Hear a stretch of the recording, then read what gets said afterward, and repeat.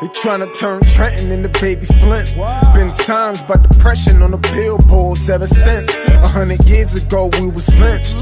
Now they use germ warfare to kill us. I'm convinced, got the evidence. I look around and it's evident.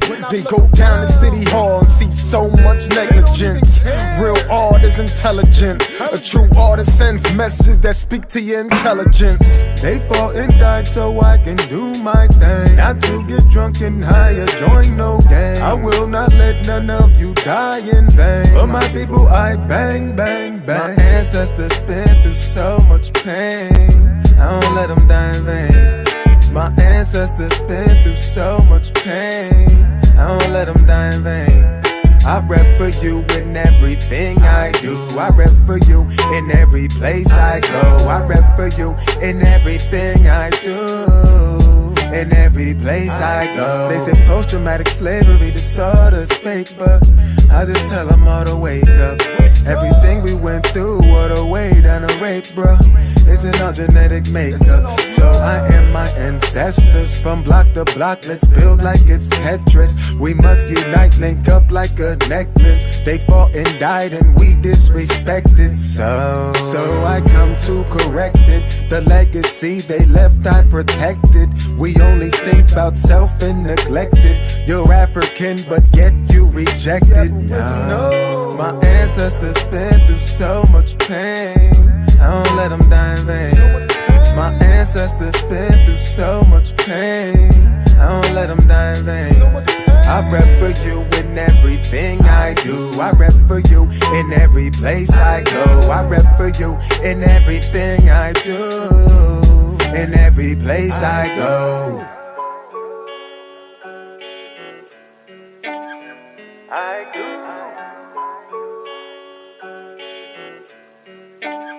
I go.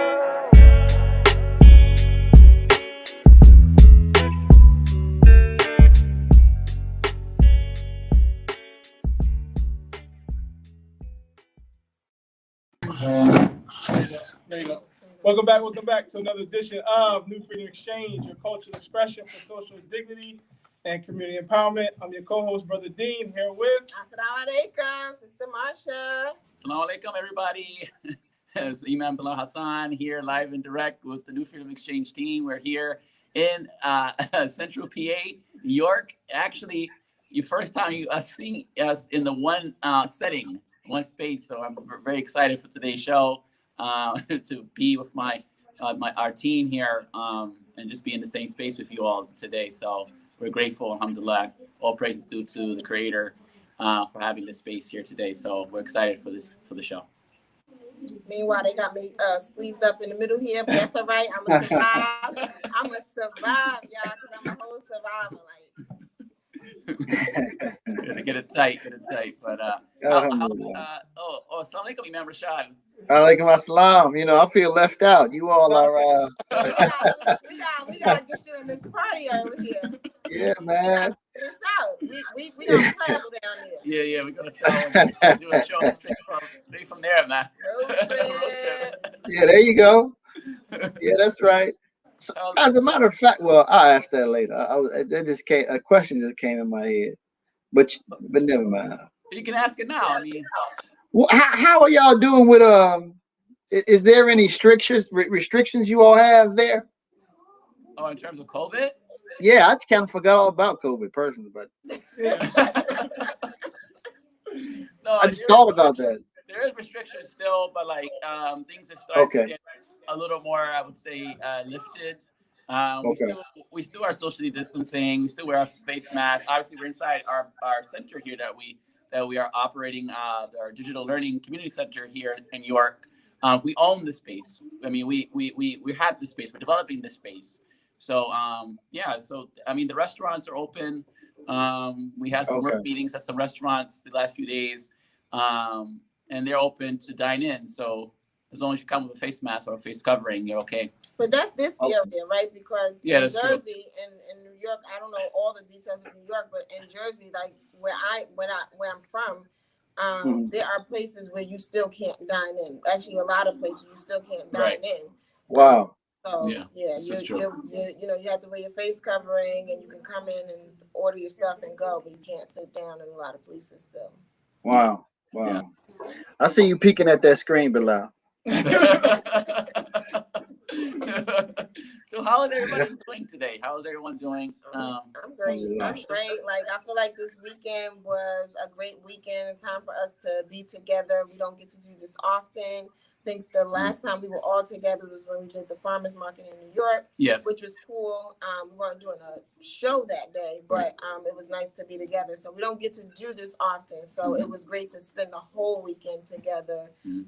We actually had an exhibit going on here at the Center of materials and pictures and books from our history, taking us through the history of the Nation of Islam, and then under the leadership of Imam W.D. Muhammad, and also the history of our community here in York. So it was just interesting to learn all of that stuff. And then we have the children here in the center with us as well. So, you know, it's hard to keep children's attention. And you know, I'm not going to say they were all the way into it, but you can tell at certain moments, like as we were going through the presentation, certain things just struck their attention. And so it was just nice to see that, because not a lot of young people get exposure to that kind of thing. But it was cool hanging out with the co-hosts, chilling. We got some cool pictures. We had some great conversation. Went out to eat. So it was some good times. Yes, definitely. How about you, Dean? Oh yeah, everything was good. Having the children here, being together with everyone. Also, one of the main things was to embrace the community, right? Let the community locally know of our resource here as a center, as an organization. Though most of us on this platform, they see us, you know, online, but in our various communities that we are located, we actually are on the ground doing a lot of work of service and community development. And so it was trying to merge it together, and also in celebration for this closing out of Savior's Day weekend, as well as African American History Month. And so the community itself also got to see firsthand our history live and direct, and meet some of the pioneers, as well as us showcase it to our community and our following and fan base throughout the country and the world. So. And then you can see, you also were able to see, being here in the center, like the community members walking by and like, you know, what's going on in there. So I think us being here together this weekend created a nice buzz for them in this local community to gravitate toward the center, which was, you know, one of the reasons that we came together for the weekend as well. Excellent. Yeah, I think it's a good thing to be together and build community life where you can.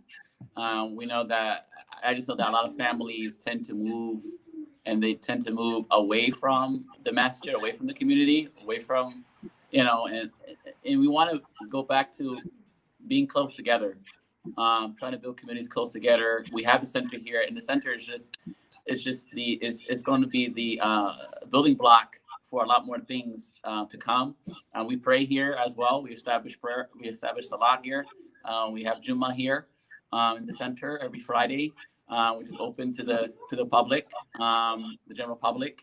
But we also want to expand because there's a lot of properties and opportunities out here in York and in Philly and other places as well, where we want to develop these little these centers of development, digital learning, to bring families together. Number one, to bring families together. That's the first thing. And also to build upon skills and trades for the young people. And for those who are not young, we have people. I had a brother who walked across the center, by the center yesterday, and gave him a flyer. He was like, yo, yeah, I do YouTube channel development and stuff like that. I want to start my own YouTube channel. I said, yeah. I said, yes, you know, you can call us on Monday and we'll get you started. You know, so I'm very, very excited for what this is, and this actually being here is and seeing the center for the first time, and actually being here is, you know, to me, is a very special moment. And you know, just before we get to you, Imam Rashad, I just want to say that York. One of the things that we learned about York is that York was not assigned a temple, actually a temple number. The Honorable Imam actually passed through York several times. Here, they several times to meet with the community here. He gave permission to then Minister Sylvester I don't know I forgot his last name, but his first name is Sylvester, Minister Sylvester. And there's a letter. We have a letter here, several letters from the Honorable Elijah Muhammad giving Minister Sylvester. They asked if we want to establish a temple in York. That's what they asked the minister. And he said, go ahead and establish a temple in York. And they had like a good 200, 300 followers. And they met and they started in the basement. I think I'll go to Sylvester's house. And they had a Sylvester Lee. Yes, there is Sylvester Lee. And they had the University of Islam actually here. They had a school for the University of Islam actually here as well. And they had some trouble with it. The Harrisburg state, arrested Brother Sylvester and a couple other people for running the school. So they had to go through the process of getting a letter and saying this is what we were doing. And they impressed Harrisburg and said, well, as long as you guys have someone who has a high school diploma, someone who can teach English or knows English, and is above 18, go ahead. You can run your university of Islam. So this city has a lot of history here in York, and definitely influenced the community here in York as well. So yes. But how are you, Imam Rashad? Alhamdulillah, good. As I mentioned to you all, my Sunday is probably the busiest day. So I took a little nap, knowing, I kind of set my clock to wake up to make the program. So alhamdulillah, good work. We're trying to, I'm really a little bit behind. So we're still working on, the school for the next year. And then of course, we're kind of, we're almost coming upon a year for our first group. And then we're about at the halfway mark for the newer group that came in. But we have that going on, and then my writing, I'm behind. So man, I got to catch up, man. And I told you all, we're finishing up a project. So I don't really have to do anything physical, but like manage. But that means a lot. You got to go do the walk around and make sure everyone did their job correctly, and get your check. So I haven't gotten my money yet, so I didn't even want to go get it. That's how tired I was. So go get them coins, man. Yeah, I would go to Monday or Tuesday, something like that. So today was just, but again, Sunday tends to be the most busy day. But other than that, everything's good. Family's good. Alhamdulillah. That's good. Alhamdulillah. There was one correction on the brother who was arrested. That was Brother Jamil. For not having the children in school. He used to have a fish truck. York was very productive with the fish and the papers. I'm going to change. I have a glare coming off my computer. I'm going to move around. You all excuse me for 1 second. Okay. While we do that, you get that money, Imam Antar says. That's right. You say on Monday. That's right. That's my bestie, Imam Antar. That we think alike. In fact, when you go get that money, bring the whip with you. Fish and chips. Yeah. That's right. That's funny. Whiting fish, HNG, whiting fish. That was discussed here with the part of the exhibit. We explored more of the whiting fish that was being pushed by members of the Nation of Islam that were providing jobs to young men who were not employed. If you were not employed, you were getting a job to.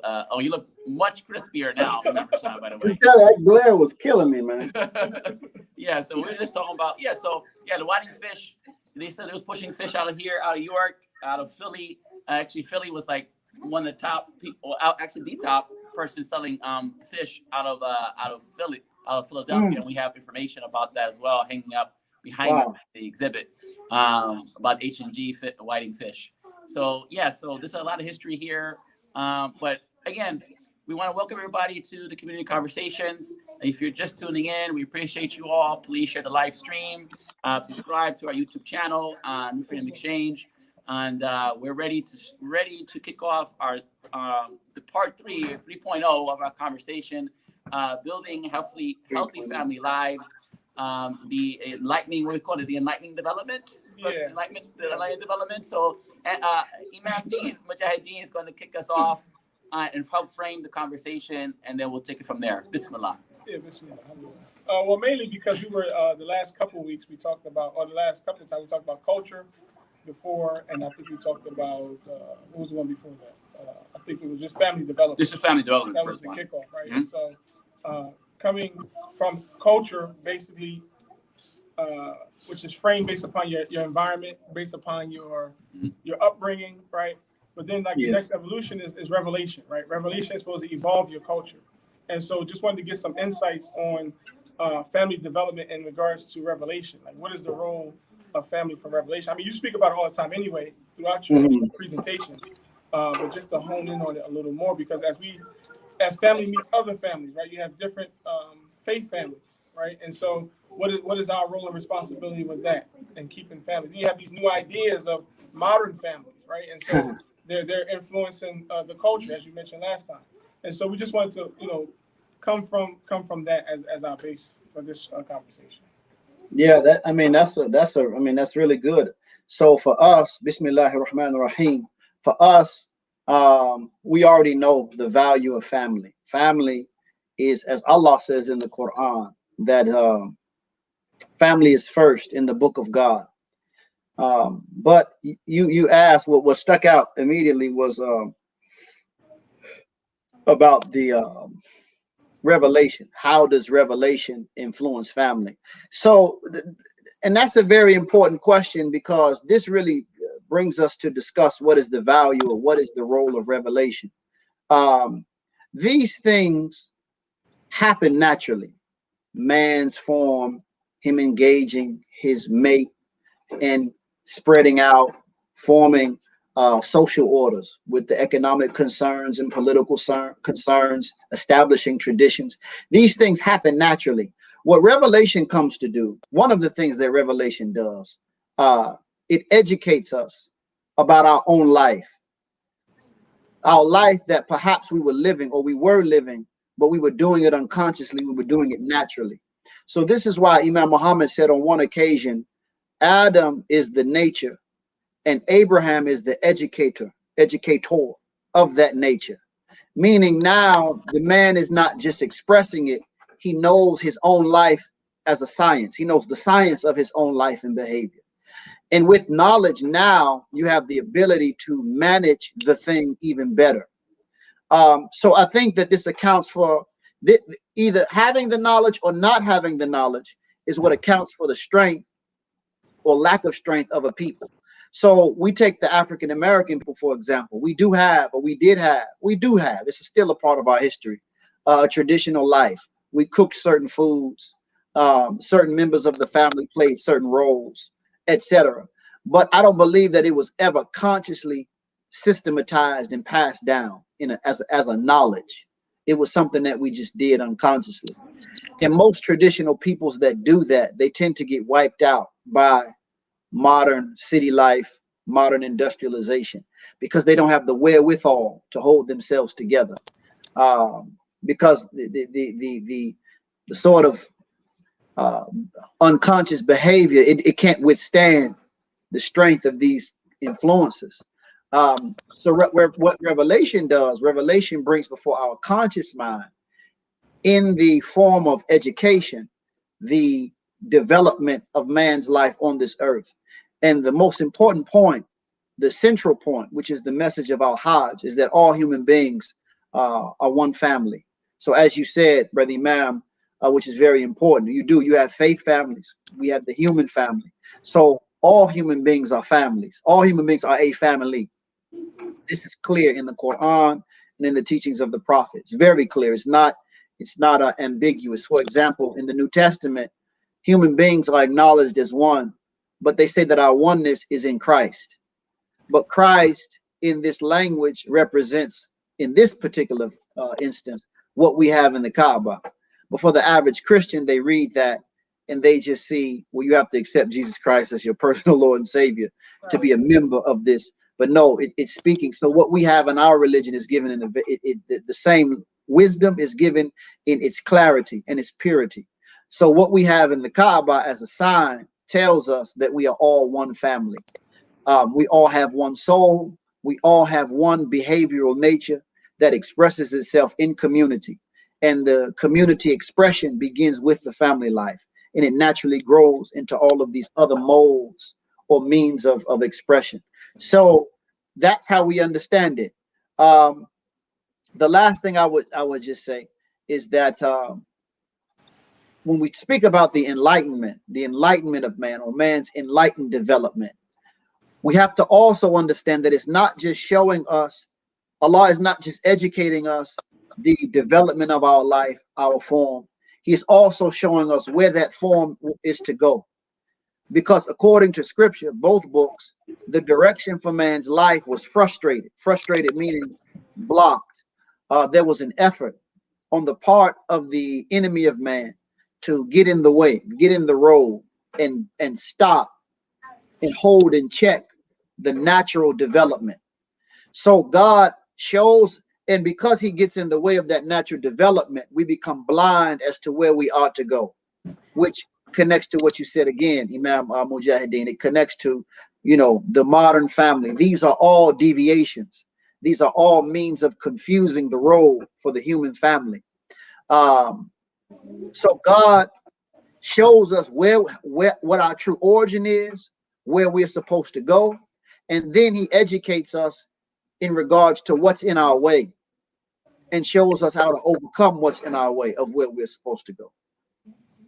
So when you first started to speak, you spoke about in terms of family development, and I'm even extending it to community development. You mentioned like unconsciousness, and how if we take that unconscious route of defining the roles, then it's not sustainable.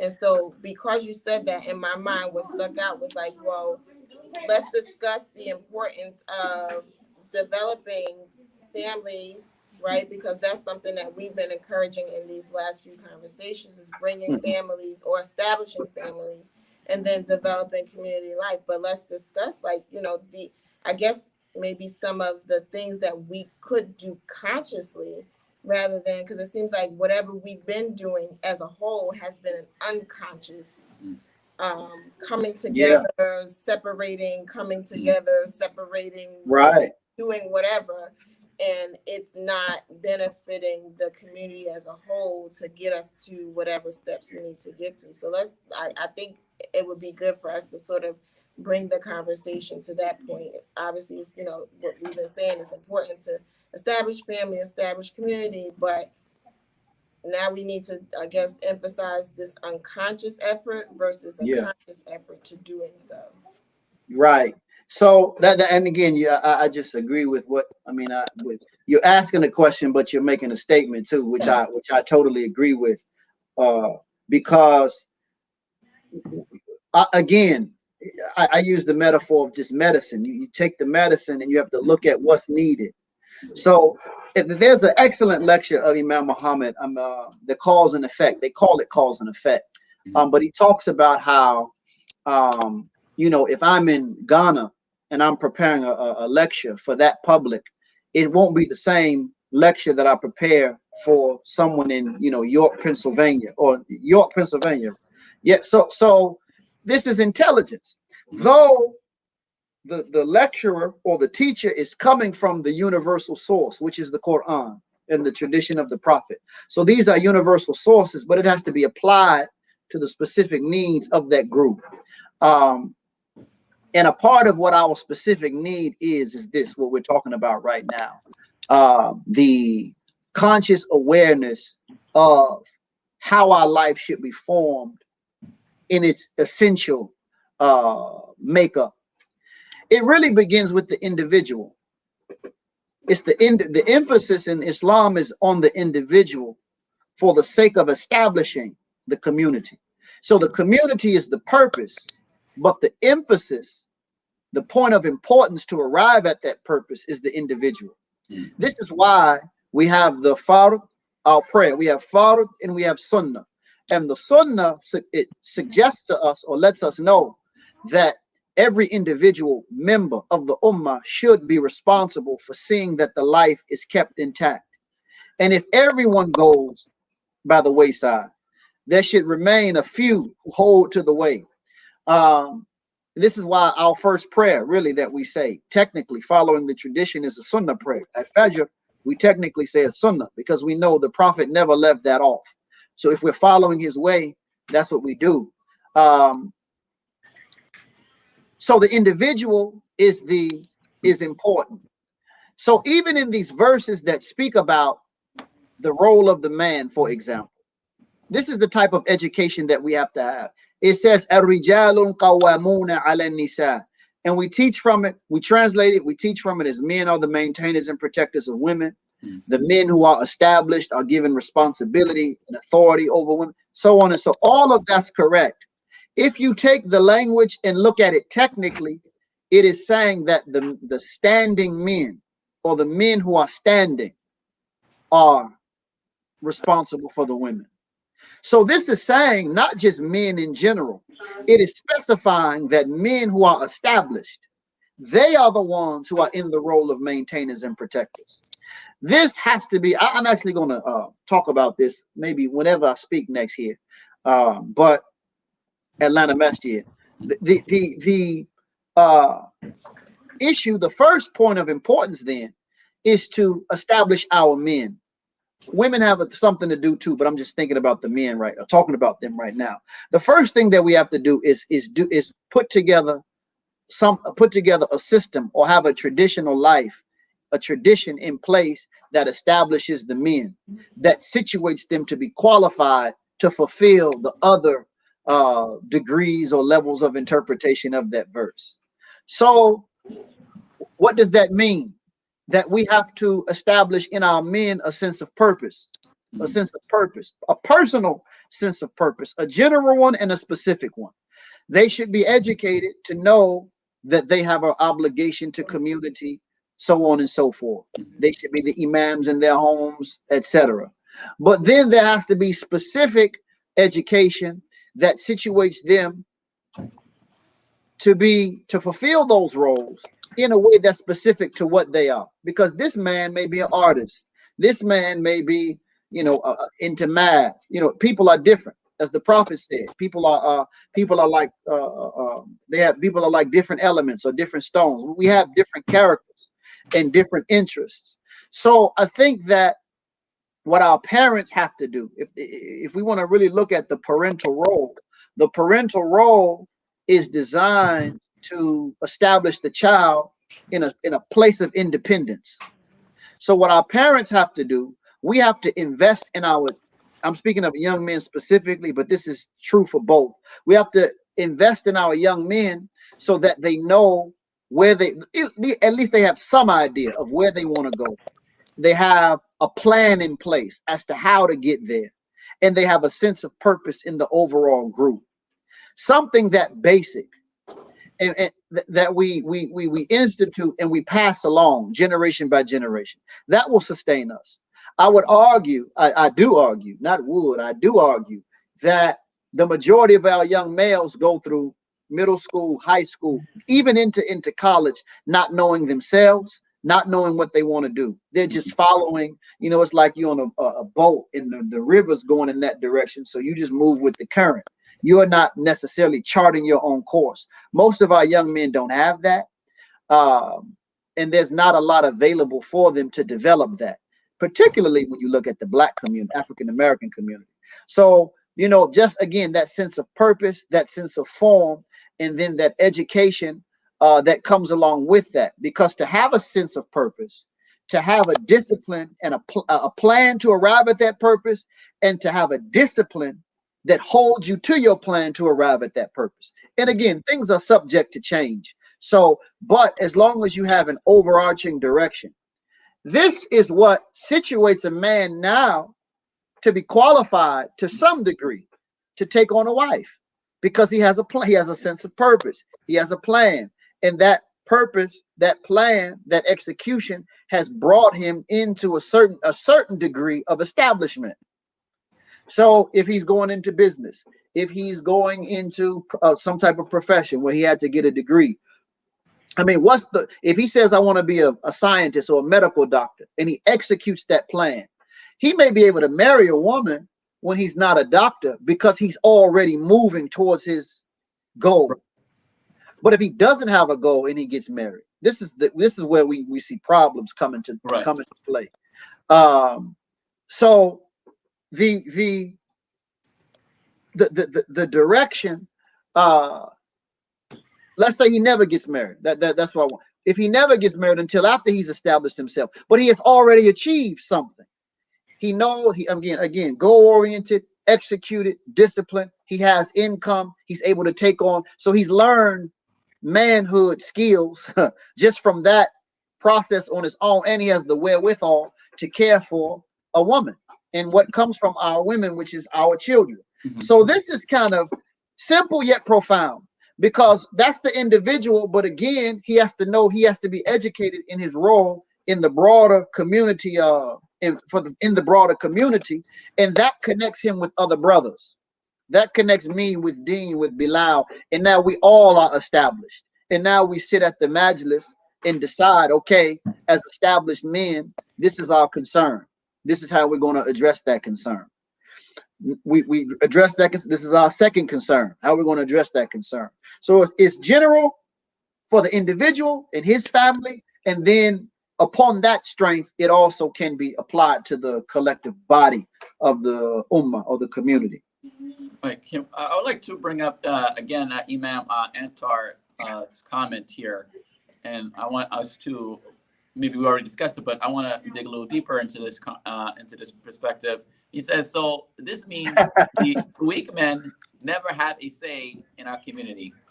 I believe they serve some purpose. I just haven't come up with what that purpose is just yet. So he said, let me just listen. He says, I agree later, but we have weak leaders blocking the next ones up. Yeah.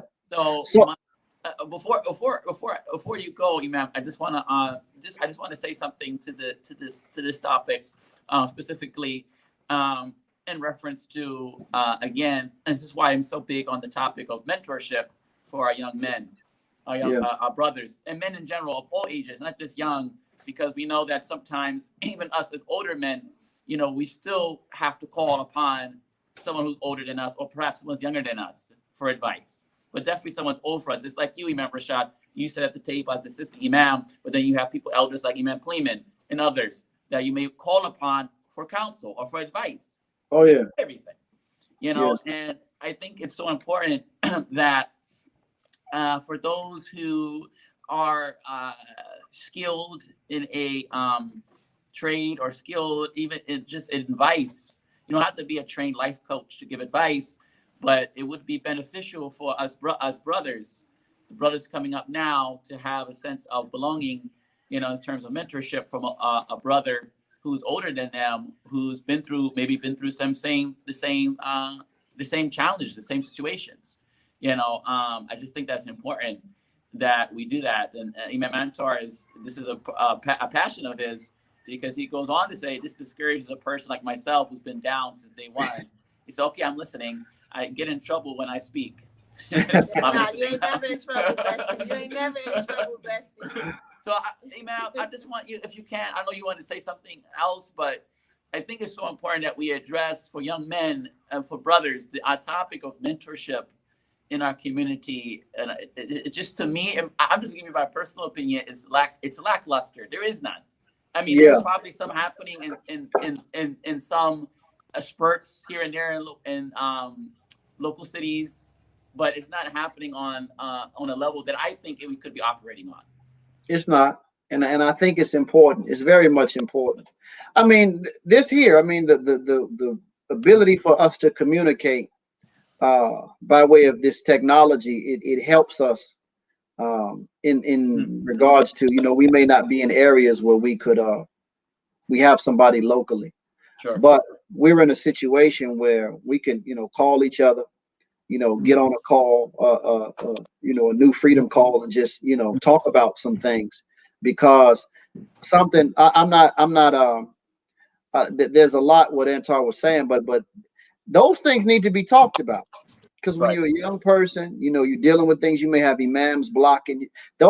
and that's a unique phenomenon of this generation of leaders. And then when you don't have other real men around, I mean, there's a lot of things, so that can go in a lot of directions. But I'm connecting that to what you're saying, Bilal. Yeah. The issue of mentorship. You know, when I actually studied these Muslims from overseas in their language, that's really what they're talking about when they say my sheikh, my sheikh, my sheikh. Those sheikhs are really like their mentors. And that's why they have so much, you know, from a distance. He said, why are they so in love with their sheikh? But they're like, in our experience, your uncles. You know, it's my big uncle. You know, your uncle don't even have to be somebody that you know, your blood. It's just like your big homie or something like that. That's how they. But obviously, it's in the context of learning and spirituality. So, and oftentimes their teachers will have teachers, and oftentimes it's really highly recommended for one person to have several teachers.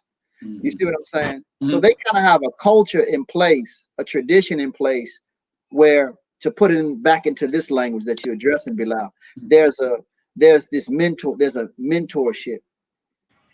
Like a young person can be, you know, looking at leadership, and they may, you know, reach out to someone like myself, but they may be looking at business and they need to reach out to someone else. So we have to have that. We have to have that. We just do. And I think that it just strengthens us on so many levels. So what we really have for us as a community, I don't think, I mean, we can't say the Quran is wrong, is missing something. We can't say the Prophet's life and tradition is missing anything. We can't say Imam Muhammad's commentary is missing anything. What we really have, I think it's us. You know, it's kind of like the water will reflect the whatever you put it in. I think for us, we are just struggling with good community sense, good social common sense. And I think we should just, that's what the challenge is. I mean, obviously, an effort like this addresses that. I mean, the fact that you all seem to be pretty consistent. I don't know when this camera goes off if you all kickboxing each other, nothing like that. But that's the thing, you know, just to stay consistent, stick with it. That means a lot, and because it's just good social sense, it's good social intelligence. I'm not saying it in the, you know, the popular meaning. I'm just meaning social behavior. I don't know what that is, but I'm just saying social behavior that's just intelligent. So mentorship is a necessary part of it. As a matter of fact, Imam Muhammad told the imams, they shouldn't rest until they find a young brother who's serious, and that they can deposit what they have in that young brother. So that should just be our way. Yeah, and even when you responded just now to what Imam Antar posted, I kind of want to go back before that too, because one of the things that you said about the young brothers is that we have a lot of young brothers sort of existing in the community, or if we even want to say existing, right? But we'll say that for to have a term, existing in the community without a purpose. And it made me just reflect on the fact that the Nation of Islam was really that movement what was able to be with young people. Like a lot of the people who sort of did the early work, they were young people. I mean, yes, the leadership was the Honorable Elijah Muhammad and others, but the people actually doing work were young people. Even when we had the exhibit this weekend and we heard Brother Lester speak, he talked about the fact that they were teenagers, they were really, really young. And so although we're mentioning today that we do have these young people sort of existing without a purpose, it makes me just think, well, what are we missing, right? We're missing a piece of the recipe in terms of what we're putting into the young people today, because you don't have to. My point is that those young people don't have to be walking around without a purpose. Right. But you also, as you just said, you also have to deposit something. And so that's our charge, right? Is Right. to be able to deposit into those young people something, because we can't just assume because they're young that's, I think we do that as a community, right? We make this assumption that because they're young, that's sort of what happens when you're young, right? You don't have a purpose, and then you get to this point where you have a purpose. Yes, that's sort of the natural progression of things, but you don't have to stay in that state just because you're young. If we make those deposits, and if we do have young people who are serious, then, you know, obviously there's purpose, and then they move in that direction. And we can't take the approach that, you know, like Imam Antar was saying, you know, I've been down since day one, right? Some people have deposited things into them. So you have to let them then flourish and take the community to the next level, especially if you made those deposits. You have to trust that those deposits will take the community to the next level. So you know, it takes us right back to the community development. You can't then put something into somebody and be like, oh no, but you know, you got to keep these training wheels on forever. Right. Yeah. At the point you trust your work and you let it go forward. And that's the challenge. I mean, that's really the challenge of this community. And it's really hurt us a lot. It goes back to the days of the Nation of Islam.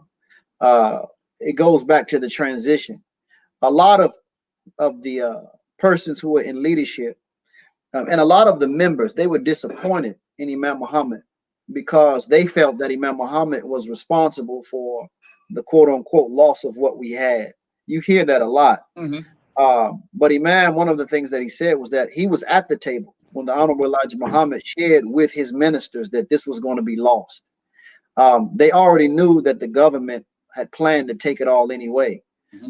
So this was, you know, this is what it was. I mean, they're finally coming out like with Judas and the Black Messiah, and they just came out with this report about the police officer's confession regarding the Malcolm. They're finally coming out with this information, but these are things we've been aware of for a long time. I mean, these communities were assaulted and weakened from the inside out. Right. Elijah Muhammad knew it, and Imam Muhammad, he said that they were supposed to go back and prepare the following for this, that this was going to happen, but they didn't. They were just riding the wave or doing whatever they were doing. So as things were getting lost, the faith of the following began to diminish, and they began to blame it on the change in leadership. That's a powerful psychology too, but that's another issue. So a part of what happened that occurred. Then so we lost a lot of the structuring, and then Imam Muhammad had to break us out of this mental dependence that we had on the Honorable Elijah Muhammad.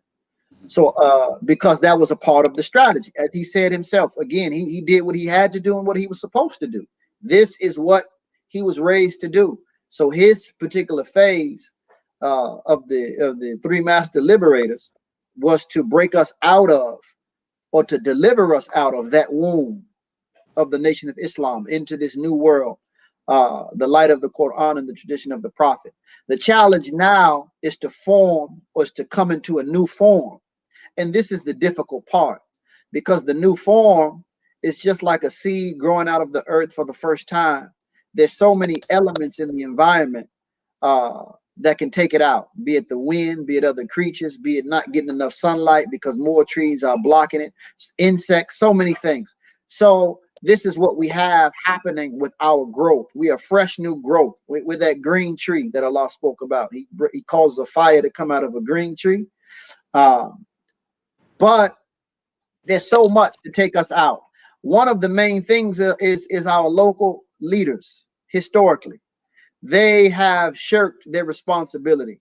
They had become bullies. Many of them come from broken backgrounds, and they don't know how to, embrace and lift up and help. Many of our elderly don't know how to be honest, because, we still African Americans who come from, these hurt experiences. So we don't really know how to, we're challenged with how to nurture leadership, and we're challenged with how to nurture and ensure that our future continues. It's arguable. I mean, we have to study it, But it's arguable that African Americans have yet to plant themselves anywhere and hand on anything generation after generation. Every phase of our history in America shows these dramatic shifts out of slavery, Reconstruction, the Great Migration North. You see what I'm saying?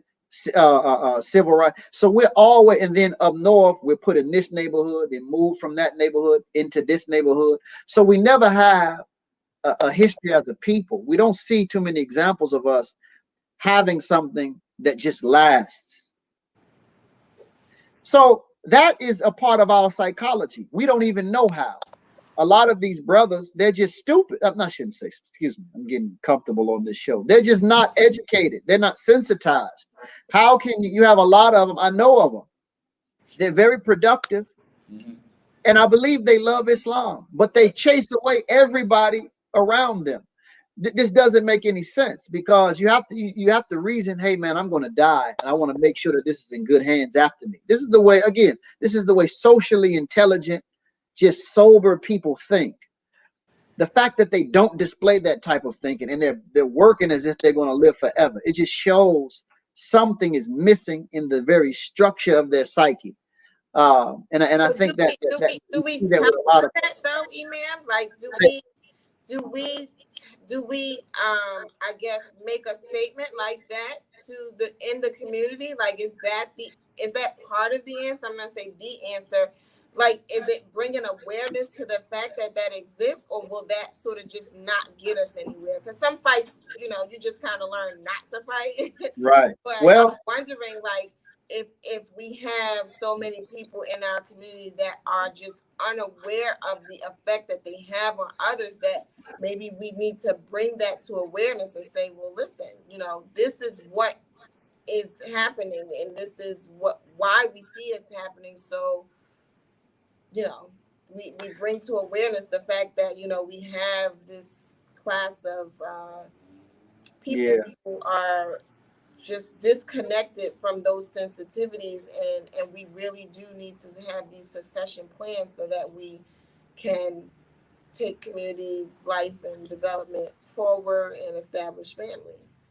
Most of them, in my humble opinion, are not going to change. They're not going to change. What you see is what you get. Right. What I would do, I would suggest to brothers like Imam Antar, Imam Mujahideen, everybody. They get me mad at me. I don't care. So I would suggest to Imam, even the benefit that we have today that we didn't even have in the 90s. The whole world is our audience. Right. Every Tom, Dick, and Hank has a podcast or a YouTube channel. They have hundreds of thousands of followers. They're not saying anything. Right. So we have to really go back fishing. Imam Muhammad said this when he started the first Sunday. He said, "I'm going back fishing." Imam Muhammad was aware. He told us. I remember this I think this was my first class. He talked about the stagnation of the community. And he was talking about. He named some imams who are still around. So I believe that, again, this may seem a little radical too, but I believe for a lot of us young brothers, I'm in the process of doing this now. I believe that we need to really, do our studying and whatnot, but set ourselves up, man. Get out there, man. Get you a YouTube page, Instagram page, and do your dawah. Believe me, our language is needed. But it has to be intelligent. It can't be rambling. But we need our brothers to go out in this big wide field, and we'd be surprised of the results that we can get, that we would have. I do believe that. So that's what I really recommend. Just to cut straight to the point, the world is too open. And now look, I'm the assistant in Atlanta. I'm telling you this. You know what I'm saying? I'd be damned if I'm in Milwaukee in some room. I'm about to go out into the space. I'm not going to sit in this room with these three people. No one can contain you. Leadership is local. Okay, I'm going to show you how local it is. If leadership is local, that means I can do whatever I want to do. And I'll still come for Friday prayer. But I refuse, because what we can't do as a group, we cannot jeopardize our future and our babies and not give our imam a good future because of some yehu who doesn't want to change. Forget that. So, you know, my thing is a little bit radical. I do believe in conscious, well thought out rebellion. And a lot of these places ain't worth taking over anyway. You know, you inherit a tool shed or something like that. You say, well, damn. Again, all that fighting wasn't worth anything. So that's how I really believe. I do think that we need to get out there in the field. And you can strategize, you know. I see you often, Bilal, you know, dealing with the HBCUs, you know, so I'm sure there's a way to get into to open up the way to have those audiences hear some of our people speak. Absolutely. You know what I'm saying? Absolutely. Yeah. Absolutely. So we can make that a thing that we do. Absolutely. What am I saying? I'm really keying off of. I was really interested in really just in love with the story you were saying about the brother, how they got that's in York, 300 plus people. You can't get that in New York City, 300 people in one place. Sadly not, brother Imam. Sadly not.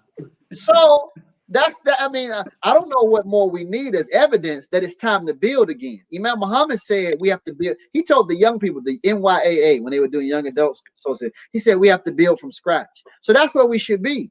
If the minister Lester and they did it, that's a template that shows us that it can be done. But now we have the correct understanding. Now we have communication just at our disposal. Let's go out and do it. So you set up Mujahideen as the speaker, then Bilal, you go all up and down the East Coast setting up speaking engagements, and then you all split the money. Everybody got to eat money. Everybody needs, to eat at the end of the day. That's a real thing. That's how we do it. So I think it's a practical thing. I don't think we have to, split atoms. It's a practical thing. But have it in our mind that we're building from scratch. We're building from scratch.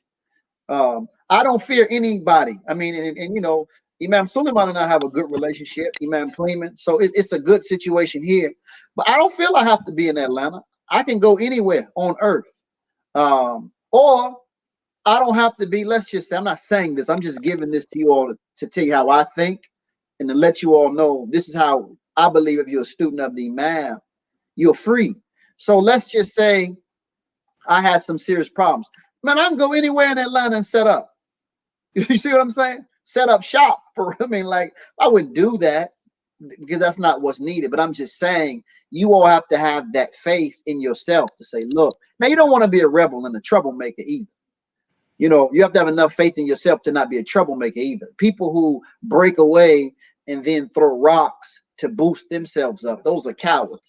Right. You know what I'm saying? So I don't want to, so on and so forth. But yeah, build from scratch. That's what I say. We have a couple comments also in the queue. I think we overlapped. We just want to go back over. The one was from Valida Sabri. We also have to understand that just because you had a physical father in the home doesn't mean that he was fathering you. I say this because there are men who think that they had a good father, but don't know how to approach women, deal with hardship, and go after their goals. Well, that was a lot. I can't. If you put it up, I can probably. Oh, I'm sorry. So, well, if they had. Well, there's a difference between them not knowing that and them not having a good father. So I would say that because a lot of our fathers have been broken and a lot of their fathers were broken. So they just did the best that they could do. Mm-hmm. So, like if I teach my child if I say I'm going to teach you the alphabet, son, and only teach him 12 letters, in my mind, I was teaching him the alphabet, even though from the outside, we know that wasn't sufficient. So I think that wasn't the whole alphabet. But so that we do got to make that distinction. But the issue of not knowing how to approach women, deal with hardship, and go after their goal, that is a real issue too. Yeah, and yeah, that's a real issue too. So they may not have learned. Again, when we look at the African American people, it's very important for us to there's a culture of us, and you see it a lot on social media. I'm talking about like platforms where people are speaking. There's a lot of blaming. And we have to realize that we came here together. What was done to us was done. If it was done to the man, it was also done to the woman. That's right. And a lot of our parents who have stuck around, they were not equipped. A lot of our parents still are not equipped, but that's the best that they're going to do. And you have to just understand that was their run in the race. Right. And just as God improves it. I mean, a lot of people a lot of people, when you look at their stories, they come from some serious stuff. They just come from some serious stuff. I give an example. I know, like someone, my wife's family. Mm-hmm. She can trace issues with the women. I think it was her great grandmother who she saw her grandmother saw her great grandmother being sliced up. Wow. By her husband.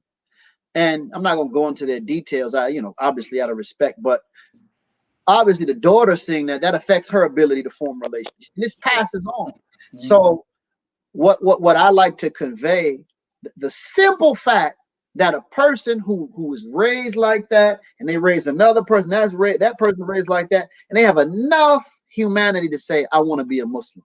Right. That's Allah. That's the beginning of Allah's redemption. And the redemption process, just like that happened in a few generations, the redemption process will happen in several generations too. So it's always good to be aware of that, because people go through a lot. There's a lot of stuff that I hear about from Muslim families I couldn't imagine. We have Muslim women who've been raped, boys that have been molested, people seen their father killed. You just got stuff that is just totally out of my experience. And they still, no matter how rough around the edges they are, they still want to be a Muslim, and they love being a Muslim. That's worth it. I mean, that's worth its weight in gold, or if not more. So, yeah. Go ahead, Marsha. I just wanted to say, I wanted to sort of just make the emphasis on going back to the point that you made about the brothers having a plan. Mm-hmm. For themselves and sort of into the future, and then that being an ideal brother for marriage, right? Because we're also talking relationships here. I wanted to emphasize the fact that, it's important for sisters to have that as a criteria for their selection as well, because, as we're talking about how we establish strong families, well, whatever your criteria for the selection is important. So if you don't have at the baseline of your criteria, he has to have a plan for himself and then us into the future, then that's whether he's fine or got money or whatever it is, that if he doesn't have the basics, and those being the plan for himself and into the future, then he's not a candidate for you. And at least with just that preliminary piece of information, you can sort of, I guess, safeguard yourself from establishing family that may not pan out well into the future.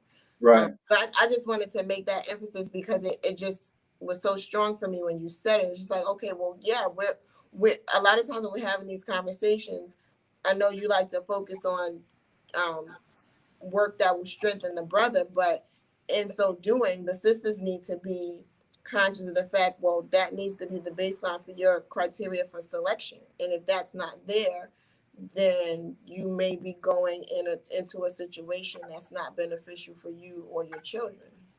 Yeah, and added to that again, so back to that same verse, I mean, the again, Allah gives the role of the woman, that she is obedient and is in the role of one who guards in the absence of the husband. So that's a part of the preparation that our sisters need. I like obedience is kind of a charge word in our society, but it shouldn't be. It's only because of our experience. Obedience is just a part of life. Like, you obey the stop sign, or the stop light at least. you definitely obey your boss at work. You know, he says do this, you say no. You know, so we have to, again, we have literally been processed by the world so thoroughly, we don't even stop to question how we think. It's incorrect. Now, it's incorrect to obey your boss before your husband. Your husband has rights over you for obedience more than your boss does. And this is like, believe me, if I'm arguing with America, the majority of America will argue against on the other side. I would be a weirdo. But the world has just been flipped. No. So, and again, obedience is always in the confines of Islam. It's not like, shut up, woman, and cook me some grits standing on your hands. No, I mean, come on, it's not that. It's accepting the leadership role of the husband. You have married him. It's like you voted in the leader. So if you've married him, you've accepted him as the leader, then you owe him, you have an obligation to him to respond favorably to the direction he wants to go in. And then there are other things too that women have to know. I hear this a lot. I see these sisters, a lot of these Muslim sisters. I don't know. I really believe. I think we mentioned this before. You know, we have to really. I'm telling you now. I'm not gonna start any trouble. I'll be like, Easy. I mean, we're really. I got your back. I got your back. But well, you can't it's be just crazy, man.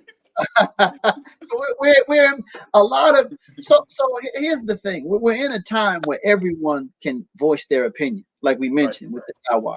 That doesn't mean everybody should, because what happens is when you have massive amounts of people listening to you, like the scripture says, when the blind lead the blind, if like us, those who are in imam's role, like we have to know what we're talking about. That's why, you know, there's no clergy, but there's some type of process to vet who this brother is, and is he speaking knowledge that's legitimate and agreed upon, at least to some degree. Because if I just, and this is the problem of today, you have people, again, not among Muslims, just in general, they just have, it's easy, anyone with a phone can have a platform, an internet service, and they can attract a lot of people with foolishness. And that's dangerous. That's extremely dangerous. And when you see that happening in the Muslim community, it just is evidence of the fact that the secular world has influenced us. That's even before when we examine topic by topic what's being said. So our women have been processed by this world too. Our men have been processed first. I believe if we actually analyze it, well, I won't say first, but our men have been wiped out first. I'll put it that way. Our men have been weakened first. And now they're working on our women, but they're doing it under the guise of empowerment. It's not going to work. There's no future in that. It's just literally not going to work.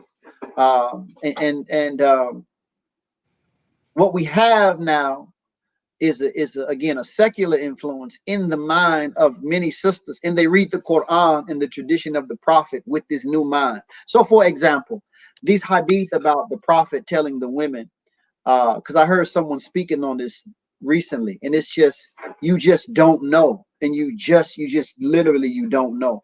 The Prophet speaking on the woman at the cooking pot, she should come away if her husband calls her for sex, and the woman who doesn't give sex to her husband, or when he calls her, the angels curse her.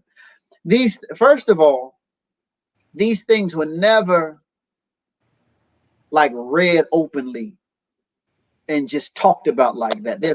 There's always, and this is for Jews, Christians as well, there's always, because when the Prophet comes, he says something and he teaches on it.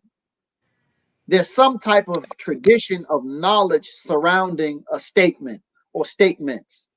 So and then there's a language study, like, but to just get to the point without not prolonging it, these hadith like that are emphasizing the importance of the sex act for the man. Not to say it's not important for the woman, but it's speaking about the nature of the man And as Allah says in the Quran, the woman is a protection for her husband. He's a protection for her. She's a protection for him. And the nature of the man in how he expresses himself sexually, she is a form of protection for him. So what it's saying is that when she responds, one is just emphasizing the seriousness of it. When she responds to her husband's needs, she's actually protecting him because of how he's constituted as a creature. So a lot of the scholars said that men were the weaker sex, the weaker gender, when it came to that. That's why they can be subdued. So when the prophet is not saying, let your house burn down and go to your husband. That obviously is not what's being said. It's emphasizing the importance of taking that call from your husband seriously. Science says this. You all know that men have like 10 to 20 times more testosterone in their blood than women. Mm-hmm. I don't think women really know the what's pulsating inside of the body of a male. They just don't. So the men, there's a difference. When the man has this form of expression with his wife, he's actually, it's like when you have to use the restroom. You know, you have to use the restroom and you just release. Imagine having, like people with diabetes, they got to go to the restroom all the time. Now, I don't know. Nowadays we eat Cheetos and so we don't have those natural, our bodies are not pumping like they should. But you all, at least when you went through puberty, you felt it. You wake up, and what does the world do? What does this world do? It sells us sex. It sells us sex. So here you are, a young man, and the very thought of the word can shoot you to the moon when you're 14, 13, 14, 15. Now you have an environment, again, as open as it is, where access to sex is so extreme and so available. So the woman now the woman now, as the one who responds to her husband's call, she's actually medicinal and protective for his nature. But it's not taught like that. Now, I'm not talking about the woman as a piece of meat or anything. So there's more that goes to it. But I'm just talking about how we even approach what has come to us from the prophet. We approach what has come to us from the prophet from a way of rebelling because of ignorant men too who have misused it. And you know that has a lot to do with it as well. So men are they want to be slave makers of the poor. So they say, see, woman, don't you see this hadith? Come to me, leave the eggs on the stove. So this is a problem. This is the problem. The miseducation of the person is the issue. So that type of education has to be given to sisters. I don't think it's understood. That type of education has to be given to sisters. Also, not just the one about the angels cursing. We had a sister write an entire paper rejecting the hadith based upon her opinion, and it's just a wrong thing to do. That hadith is, again, what is the religion called? Deen and Fitra. So the law is designed to address the needs of the nature. And a part of the nature of the man is to express himself physically, and the woman too. But the issue is what? The man, it's upon vision. He's visual, and it's a part of his everyday experience as a visual creature and is engaging in the world. That's where his test is, more than that is the test of his wife. So his wife, after he comes home, responding to him, she is actually helping to keep him pure. She's actually protecting him and protecting him to keep him pure. Not that his own purity is not his responsibility, but they share a life together. I had this experience. We had these stands in the mall, and I'm just telling you, man, this is Atlanta, and they don't wear any clothes in the summer. And it's impossible to, if I lower my gaze, I wouldn't be able to sell anything. It's just literally impossible. They come to your stand naked, and if you're a human, these human beings, we take in images. So going home to a wife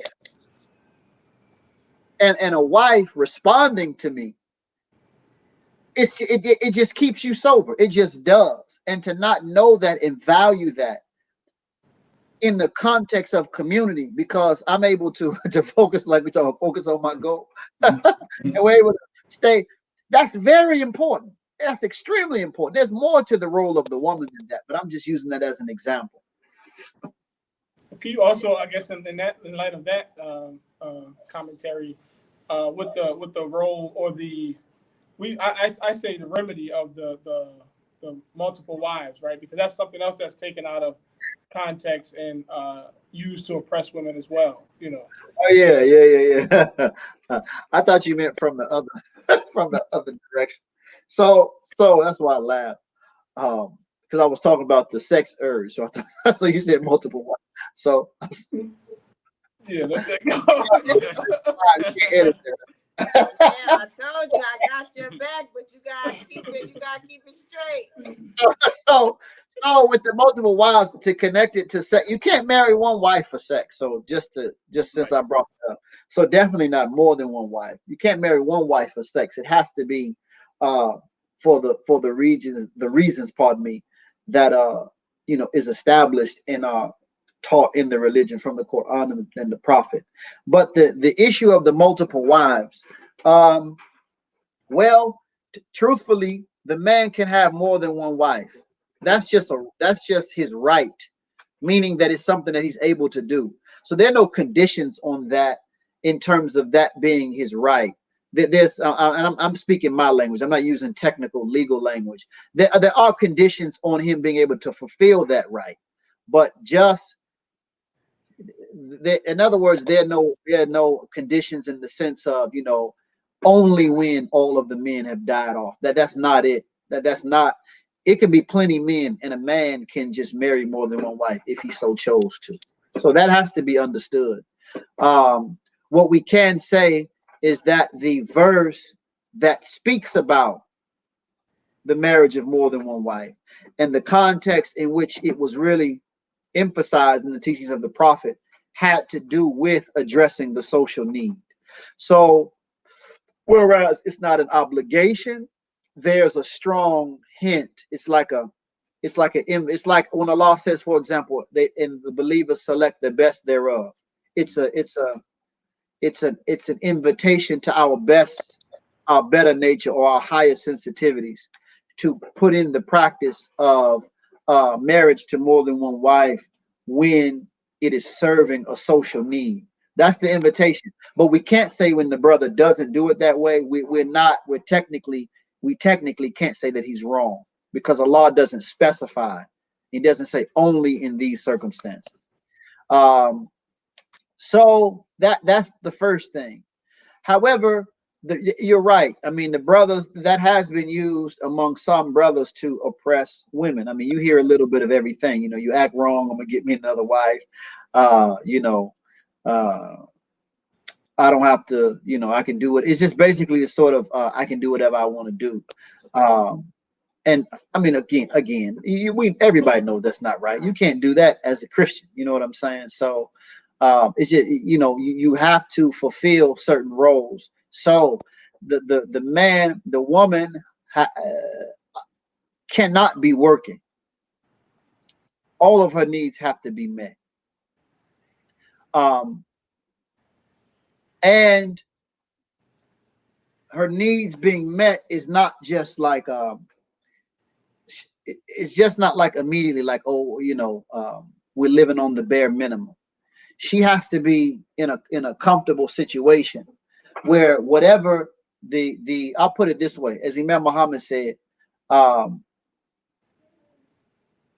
it cannot jeopardize her social dignity. That's the important. It's only lawful when it's done in a way that it does not jeopardize her social dignity. So that means her needs are met, her reputation in the communities remains sound, she remains maintained and protected.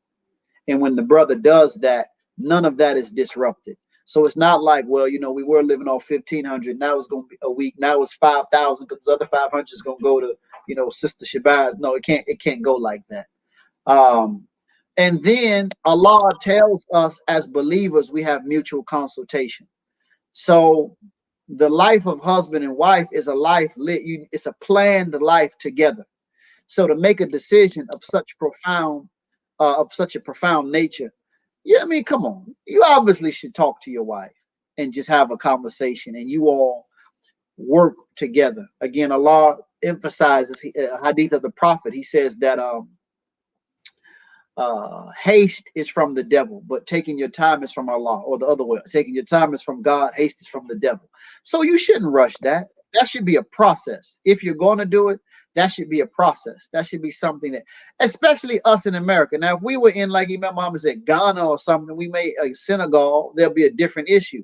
But because we're in America and we know what's affecting us in our thinking, then we definitely want to move in a way that respects the social dignity of our wives. Besides the fact that we just want to respect her as a human being with a heart and feelings and all of that stuff too.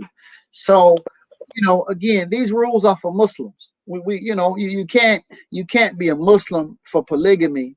And, you know, again, like I've said this before, you're 100% Quran and Sunnah for polygamy, but you're not 100% Quran and Sunnah when the law is maintained or something like that. It has to just be a Muslim life. And I advise you sisters, though, a lot of you all, you know that your man is a little strange, but you ignore it. Here's another comment here. I guess it's a such disagree. The key to our rebuilding is the how. We need to teach what the Quran says and what we need to do to get there. We need to create literature as well as classes to train the man in his role and the woman in her role. The key to keeping the good teaching void of the detractors is to first study this religion and then stay on solid moral ground. We need to retrain our men and women in their respective roles and invite all to the truth. No doubt. So this is again why. I mean, I'm not the. I think I know that my wife is in Sister Khadijah's program. We have programs. We have some programs now, and it's just the beginning. And I know one time my wife was sharing with me about they were having a discussion. I don't know. It seemed like the discussion came up. It wasn't originally a part, but I don't know. But it was about what is a woman or something like that. I don't quote me, but it was something about the nature of the woman and the role of the wife or something like that. So we have the same problem. I mean, so what she's saying is true. You hear a lot of the immigrant Muslims say that, look, we have the people to do it. We don't have the support for it. We in order for us to grow, we have to think like a community. We have to think in terms of the real world. So it's very important that, and I'm not advocating for myself. You can X me out of the picture. I'm talking about for like people like Sister Khadijah and if there are others. I know they have some other program, but I think it's Arabic. We have a couple Arabic programs, but people who are teaching the religion, they have to be paid. You know, people can't devote their whole life to something and then go work full time for working for the mission. Uncle, what's that? Mr. Charlie. Mr. Charlie. Mr. Charlie, it just cannot work. It can't work. And we have to, in order for us to kind of grow in our thinking, we have to understand that again, when Imam Muhammad was talking about business, notice how he would always first go to so we can pay our teachers, so we can afford this, afford that. And that's something that I think that that's just a hump that we have to get over. And then the people have to take learning serious. Like I'll tell you seriously where I am. I have notes. You should see I don't want to give you all. I have 2 boxes filled with notes, and I have about 3 stacks right here. And I have so much other stuff. I want to write literature on that. My father-in-law has sent me things, compiled everything Imam Muhammad talked about, the role of the man, polygamy. But Imam couldn't do it. You got to be freed up. You have to be free. You literally have to be freed up. So a part like phase one in my mind, I would really like for what we're doing in our program, I really would like to see the persons involved, at least a good handful of them, be qualified to teach. They don't have to teach for our program. If they just taught in a way that could reach the public, I would feel like, okay, I'll just, you all may not see me for a year or two. I'll just reappear like some of these other brothers do. like I'll just reappear with like 20 books. It's definitely needed. I literally have it on my to-do list right here, but we're just not freed up. And so what comes first? I mean, I'm writing, but it's a slower process because I'm writing, doing dawah, working at the masjid, running the school. Like we always are in this situation where we have one or two people doing it. So I emphasize to the people in my program, some of you all, you have to take this serious. You have to study, do 1 hour a day. If you can do 2 hours, And, I'm not saying that. I know some people come to just learn, but we have a lot of imams and we have a lot of people who wear that title. And we have a lot of people when they're given the mic, they love to speak. So my thing is, hey, man, take this thing on. Immerse yourself for a good 2 years. Get a bunch of, get some material. I mean, we're just trying to help access, but immerse yourself, become a teacher. And I feel that the more we have solid teachers, we don't need a bunch. If we had one in every quarter, well, I wouldn't say one, I'm sorry. If we had about a good 10 of them, it would allow for more of us to be a little bit freed up. We need so much. So it almost becomes a situation where the ones who say, this is what we need to do, I would say, let's come up with something. And that'll be your program. And I'll help. I had a brother reach out to me like, I need you to help with this and that. Then he gave me the thing, but I'm saying, look, I can't prepare your program for you. I got my own thought. What did you want me to do? This is a little while ago. He's my friend, but I think he's waiting on me. I'm waiting on him. So I'm just saying, I think that you all who are aware, and many of you all are conscious, and you all have the skill set, and you don't have to be a super duper scholar, but if you could just devote yourself to an area of study, say, look, as a sister, I'm going to look at everything Imam Muhammad said about the sisters. I'm going to compile it. I'll help with that. It could be a group effort, like sisters. I'm not putting anything on you all. I'm just freestyling. So you say, okay, Sajda, you head it up. You compile it. Sisters, everybody, once a month, and at the end, we'll put some things here. At the end of the year, we'll have something. And I would be more than happy to help. I'm sure someone, some of these others like Sister Khadija will help when they can. I mean, I know I would love to. So we need to do it, but it literally is work. It's actual work. Like today, we did 3 hours of class. Then we did about 2 more hours of class work. And then and then yesterday, so we started last night, we did about 4 hours. So that's just for the classes. So within a day, on the weekend, we did about maybe 9 hours. It's just, and like I said, I got a project, we got some work, some actual painting jobs going on. I have to write this book. It's just actual work. It's actual work. She said freestyling with sisters. That's the time. They were trying to get us, sis. Yeah. So that's what we want to be. And I think a lot of you all are qualified to do it. The teachers who taught those MGT classes, they weren't scholars per se. They just had the program and they executed it. Yeah. And to further your point, especially since we're talking about building that community life, and that's been our theme in these past few conversations. To further the point, I guess what we could do individually is just encourage other people in our community to take on some role, right? Yeah. But what I often find is that there's this handful of people doing everything. Yep. Yeah. And that gets exhausting and you get burned out. So even though I may have a passion to want to help, if I'm connected to everything, at some point, I lose my vigor, right? Because I just can't do it all. And it's just because we have so few people doing this big work. And we know everyone's not going to do it all, but there are some people in the community that could be doing more. Correct. And I think persons like Sajda and others will be good for that, just like a class. You know what I'm saying? They have several advantages just from their upbringing. And almost everybody that I meet in the community of Imam Muhammad is I say that a lot, like when I do like an orientation or something. A lot of us, we know much more than we realize we do. You got to really sit with some preachers and some PhDs in religion and know like that. They don't know it.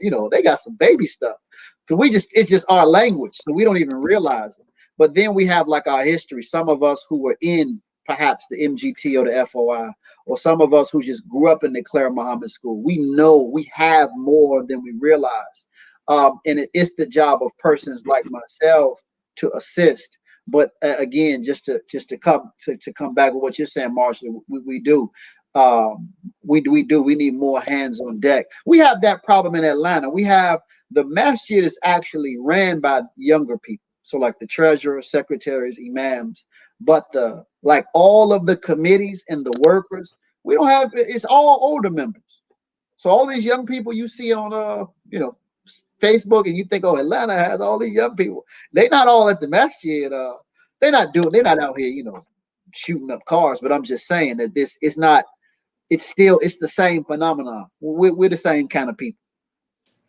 So I think it goes back to also, Imam, when you was talking earlier about the point that was made about those who are striving to, the young people, young men, young women who are striving to still be part of Al-Islam, but they just still don't know their way. And, it's hard I don't think this community is set up to that, to give some of these one, to give them direction, and number two, to give them, I won't say assignment, but to give them some responsibility, some task. I just think that, this is me personally, just speaking to some of my peers, and we had brother Niles Salahuddin on last time talking about his story and some of the things that, he has noticed in the community at his age. And, I just don't think that we have those systems in place, because we're barely holding on to the young people that were going to the masjid, let alone the demographic of Muslims who are not even in the masjid at all, maybe completely. So how do you say all of a sudden you pick them off the street corner and be like, well, here's some work. It may work for some, but it's not going to work for others. I mean, there's a disconnection, is what I'm saying, between those who been involved in the masjid versus those who may not have felt like they had a sense of belonging inside the masjid. Right. Well, it depends. I mean, we have that here. You have people who will say, well, the young people are not, we don't feel welcome. But that's because you're being told to pull your pants up. So we can't baby everybody. You know what I'm saying? Some of it is just, come on, man. Yeah. So we can't baby everybody. So we got to look at it in its total scope and see what we're really talking about. But I think very few communities have the luxury of what we may have in some places. Perhaps Houston. I think Houston, Texas is one of them. Atlanta is one. And there's some other places where I guess we have something where we really feel, hey, this is what we want to bring these people to. Where we have something going on. Now, I mean, don't be fooled. The Nation of Islam doesn't have it. The ministers have admitted that to me. And you see it. I mean, actually, they're just like us. They have like it's funny. They actually have like similar characters. Like, this is your version of Bilal. This is your version of Mujahid. So they're very small. And then the immigrant Muslims, they have issues too. They're actually, they have a different issue with their young people. They have young people, but their young people are very secular because they turned them over to these colleges and just to education. Right. So they're having a problem with a lot of these young Muslims not being Muslim in their thinking. So they have numbers, but they don't have. So it's just a challenge of being in America. So I think the issue is just how are we to meet the challenge that we face. The challenge that we face is the lack of young people being present. Yeah, again, it's interesting that you bring up that point, because I think for me personally, I take for granted that the community that I see in Newark, New Jersey, which is where, you know, I attend the masjid, because it's so active, I think it's like that everywhere, right? And right. And that's just because that's my frame of reference. But the truth of the matter is there are communities that you go to that you don't see that same presence of right. Existing or thriving, or and I wouldn't necessarily say, like, I think my community in Newark is very active. I don't know that I would always use the term thriving, but it is an example for other communities, just as you mentioned Atlanta, and a few other places, right? But in my mind, I'm thinking that it's that way everywhere. Right. And it's really not. So I know when I was you know, I grew up in Chicago. It's not active. You have some active persons, but no, it's not an active community. And then we moved to Milwaukee, and we really helped it get active when we moved out there. So you know, but I was able to see the disparity. So coming to Atlanta was a change. But I grew up in disparity so much that it's not really. That's why it's I'll tell you what we did in Milwaukee, and this is the point that I'm making. Man. We started classes. We started, you know, we basically started classes, and we started bringing in people because we have the school there. So parents were coming, and we had a small group that we formed, and it began to grow. It was beginning to grow, but I stepped out because of another reason. I had something else to do, but I'm saying that to say we can re-energize our community. Absolutely. But like I mentioned earlier, it depends on where you are. Like I'm speaking from, everyone has to kind of speak from where they are, how they see. In other words, how they see themselves, how they, the level of comfort that they have with themselves, and what they know that they can do. Because Allah says, work in your places. So this role that I'm in, I will be doing this anywhere. I wouldn't be, you know, it's not predicated on the space that I'm in. You know what I mean? I've lived in different places. So I was actually going to move to Charlotte. You know, I wasn't going to move to Atlanta until Imam Suleiman reached out to me, because he knew it was already understood that Imam Mansour was leaving. So, and I've contemplated moving again. I'm not, you know, I feel that, you know, the sunlight is the sunlight. So I just think more of us have to just get out the bed and you know, again, the big wide field awaits the wide awake man, especially the brothers in the job of doing the dawah. So I don't think people will be adverse to, man. Look at Dr. Umar Johnson. He goes around and speaks in libraries and stuff like that. He doesn't speak in no you know, advanced, decked out place. He has a lecture at some little library, some little you know, school, the Shrine of the Black Madonna, school. But they come, those who follow him. So that can be done. That can be done, and then you build from scratch. So especially, you know, you all are in a dense area, New York, Jersey, Philly. Man, hey, you can find a following just because it's just, you know, it's just like I mean, I'm joking, but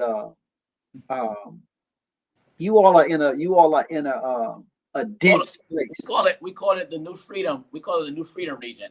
This region that we're in, we call it the New Freedom region. DC, okay, perfect. DC, Baltimore, Philly, New York, PA, Connecticut. We're all in this region because we're not that far from each other in terms of travel time. You know, in terms of travel time, you know, we feel as though economically, this is a strategic place to be too, as well. Economically, correct. Wow. That's why I really wanted to live. I mean, I wanted to move to Charlotte, but I always wanted to end my life in New York City. You know. Don't come me, ma'am. I love the city. I love the Big Apple. You come to visit. Yeah, man. I walk up and down the street preaching. I be a wandering preacher in New York City. There's a crazy guy. Well, fun fact, you are welcome to York, right? York is where the south meets the north. You have experience in both. Yes. And is wide open for that as well. Alhamdulillah. Alhamdulillah. So I think there was one more comment I thought we missed. Maybe we did. I think we caught up with everything. I think so too. Okay. I think we have. And I just wanted to also just say. Hold on. There's one clarification from Valida earlier. She said, I made that statement not to say anything bad about their fathers, but to let the men know that they don't understand what it is that they lack vital information in manhood when they think they don't. Yeah, that's true. No, I just wanted to say too, some of the things that we spoke last night in our meeting. Sister Marsha had reminded me about introspection work for self. Introspection work for self, and it does connect here to what we're talking about in terms of not only our individual lives, individuals, but when we are seeking to find a mate to pair with, to form, to start building the building blocks of community life. Is to understand understand who you are as a brother, as a sister, understand who you are, understand what are your kinks, what are some of the things that you need to work on, because we all need to work on something. I think that's part of where we kind of lose track of as a community, that we expect people to be perfect. We expect a Hollywood type of relationship, a whitewash type of relationship. Something that's a fantasy when it's not based upon any reality. We don't live in those. We're not living like that. We don't. You know what I mean? So why are we basing our life off of something that we see on the television? There's something we hear on the radio. Right. These people have all this money, but they're not happy inside spiritually. They're definitely not happy inside mentally. They're suffering. Some of them are suffering in silence. A lot of them have come out and said that they suffer from mental health problems and all these other issues, and they were abused this way and that way in their life. So I really think that we should definitely do a lot of introspective work. And then another thing is that a beautiful dua that Sister Marsha, you told us. Let me tell you something right now. Sister Marsha told me I'm about to give him a gold star to put on his shirt to walk around with, because the brother was listening, because we had a great conversation last night. We had like a eating meeting. I don't know if we was really meeting. We were just like in this little cycle, but it was good. It was good. But like the fact that he sort of spitting out with the stuff that I was saying with him, I'm proud of him. He soaked it up. To give him that gold star. He soaked it up. That's good. No, because I think some of us brothers, we can be a little rough on the edges to the women, when we're looking for women, or when we're dealing in our relationships with women, and sometimes the sisters when they're looking for men, they're not looking for sons. You should not be looking for sons. You should be looking for sons, to treat your men like sons, like they have no. We're natural born leaders. You got to give us some space to respect our leadership when we're making decisions, and not to treat us like we're your child or something like that. I'm not sure how you feel about that, Imam Rashad. You want to go down that road? I'm going to get this star. Where's the star? To get the star. Well, I have been, I've been blessed. I've been married twice, but that's all the looking that I did. So I came, right, was looking, got married to that sister, and then the second sister. It was like one after the other. So I haven't really been in that single pool. And then my wife, I get along with her very well. Mm-hmm. So my wife, she doesn't have all of that, kind of argumentative, have to have the last word and all of that. She talk a lot of stuff, but that's what I'm saying. She get that from my mother. They talk. You all know Sister Basima. You all know they was on Ahmed and those show. A couple months ago. I don't. So Sister Basima, she's like that, but it's not personal. It's not, always. So So I've been blessed, and a lot of brothers, you know, a lot of us have been, you know, just favored to just have a good wife. However, I have talked, you know, I have talked to some, like to Nail's joke. I've kind of been able to talk to sisters in just a situation and just know. I'm very quick to walk away, personally. I mean, I don't know. So I do think, I mean, again, it's a little bit extreme. I don't think everyone should be like this. You have to know your own personality. But, you know, like I've put people out of the class for this, like, look, no drama. We're not doing any of that. You know, this is where we're going. So, you know, a lot of women, you know, in the culture, they kind of have it like, you know, the woman is checking you out to size you up to see if you're suitable. But as men, we should be doing the same thing. So we should be sizing the sister up. So, you know, that was the conversation we were having. Yeah, last night. Yeah, you really should. And it doesn't take a lot. It doesn't take months, you know, like my wife was telling about somebody close to a Muslim person saying, you know, we don't know if we're gonna get married. We've been talking since we don't know if we like each other. We've been talking about we've been talking since November. And I'm like, you know, how long does it take? It's about to be March, and they talking about they've been talking since November. They don't know if they're gonna take it serious. That means that she don't like him and he don't like her. Or somebody don't like somebody. So, but anyway, yeah, man, but Nail is right, though. I don't want to tell the details of them stories. Yeah, listen, I told you, like, this is the third time. Listen, I got your back, but you gotta keep it within the parameters. I can't save you if you get too crazy. All right, well, good. Speak up. I'll open the door, I'll come out the closet, and be a pot. But no, I mean, I've you know, I've talked to them, and they don't. I feel for them, and I have love for them. And if I had I don't mind having a sister with issues. I really don't. You know, I just don't. You don't mind her being rough around the edges, Imam? Being rough around the edges, you know. I mean, like issues like baggage. You know what I mean? You know how black people are. You know. Yeah. I don't mind any of that. I don't mind a sister with children. I don't mind any of that. But it has to be. It has. I hate to put it in these terms. I do. But for me, I mean, again, I'm older too. I'm not like, you know, 20 something starting out. So it has to be a promise. It's like it's in my mind, it's like investing in property. You know what I'm saying? It has to be, you know, you all know what I'm trying to. I think you all get what I'm trying to say. I don't want to say it and regret it. I'm not gonna regret it, but I don't want it to. It'll come out wrong over the airway. But I just believe that we're checking, and the sisters that I met, I can see why. I'm saying to myself, well, you know, I wouldn't really want her to be my, you know what I'm saying? I wouldn't want her to be my wife. Right. I just wouldn't, and I just wouldn't. And they don't know. They don't know. Again, so it's not a male or female. All of us, we've just been messed up. Some of us have just been blessed with fortunate circumstances. So we're obligated to help. Like men help the men, the sisters help the sisters. Exactly. But I hadn't had that struggle. But I do see a lot of single women. That again, I've talked to them. And it's just, you know, it's just a lack of knowledge.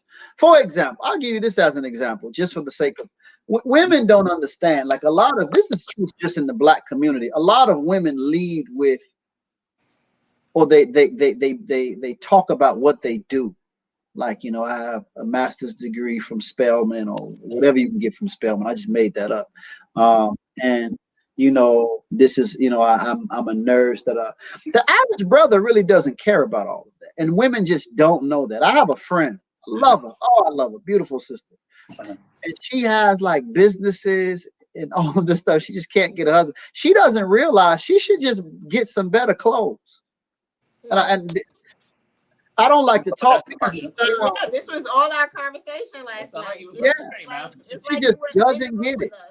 And her thing is like, you know, I got all of this. This is what I bring in a relationship. A man doesn't really need that. Right. He wants a woman who he's attracted to.